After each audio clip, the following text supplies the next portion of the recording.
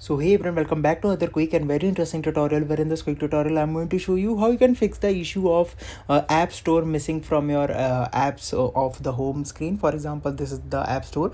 If you cannot find the app store here, what you can do, you can simply search the app store in the app library as well.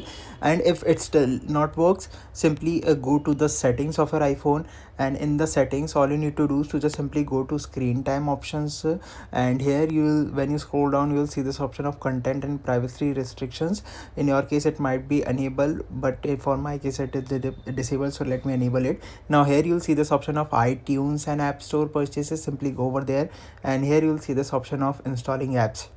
In your case it may be set to don't allow, so make sure to set it to allow, and restart your iPhone.